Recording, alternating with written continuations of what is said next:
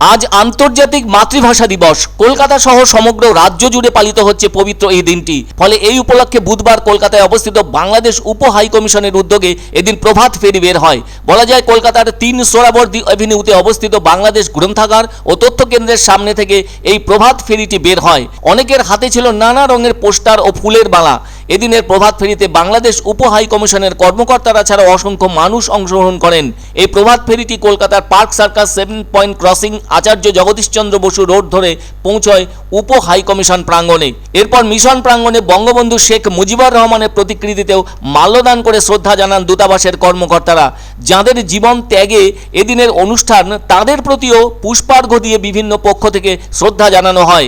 এরপর আন্তর্জাতিক ভাষা দিবস নিয়ে ওই মিশন প্রাঙ্গণে আলোচনা সভার আয়োজন করা হয়।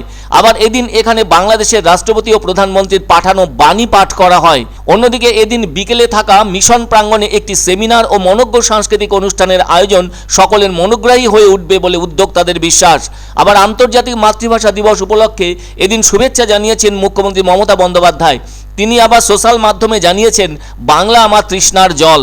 আরও জানা গেছে বিকেলে কলকাতা দেশপ্রিয় পার্কে আন্তর্জাতিক মাতৃভাষা দিবস উদযাপন হচ্ছে পশ্চিমবঙ্গ সরকারের তথ্য ও সংস্কৃতি দপ্তরের উদ্যোগে।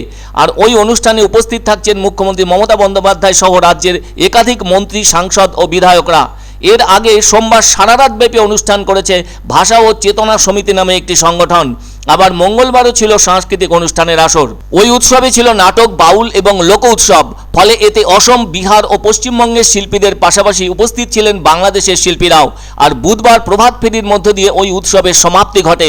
তবে শুধু কলকাতা শহরের বুকেই নয়, এমনই অনুষ্ঠানের আয়োজন করা হয়েছে ভারত বাংলাদেশ আন্তর্জাতিক সীমান্তের অন্যতম স্থলবন্দর পেট্রাপোল বেনাপোলের 0 পয়েন্টে।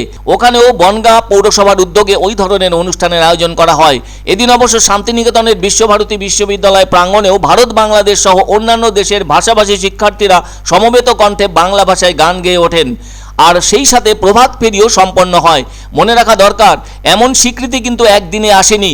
1952 সালে যার সূত্রপাত ঘটেছিল, তার আন্তর্জাতিক স্বীকৃতি আসে 2000 সালে। তবে জাতিসংঘ কর্তৃক এই সিদ্ধান্ত অনুযায়ী 21শে ফেব্রুয়ারি বিশ্বব্যাপী পালন করার কথা জানানো হয়, যার আজ 25 বছর হয়ে গিয়েছে। এমন ঘটনার দুজন কাণ্ডারি কানাডার ভ্যাঙ্কুভার শহরের। তারাও বাঙালি, একজন রফিকুল ইসলাম এবং অন্যজন আব্দুস সালাম। তারাই 21শে ফেব্রুয়ারিকে আন্তর্জাতিক মাতৃভাষা দিবস হিসেবে ঘোষণার জন্য আবেদন জানিয়েছিলেন তৎকালীন রাষ্ট্রসংঘের মহাসচিব কোফি আন্নানের কাছে 1998 সালে। এছাড়াও a group of mother language of the ওয়ার্ল্ডের পক্ষ থেকে একটি চিঠি লিখে পাঠানো হয় কোফি আন্নানের কাছে। তখন ঠিক হয় একাধিক দেশ থেকে অনুরোধ জানানো হবে। তার ফলে 29টি দেশ অনুরোধ জানাতে কাজ করে। শেষটায় বিশ্বের 188টি দেশ এতে সমর্থন জানায়। আর 2000 সালের 21শে ফেব্রুয়ারি থেকে দিনটি জাতিসংঘের সদস্য দেশগুলোতে মর্যাদার সঙ্গে পালিত হয়ে আসছে। আজ সেই পুণ্য দিনটি পালিত হচ্ছে কলকাতা সহ সর্বত্রই।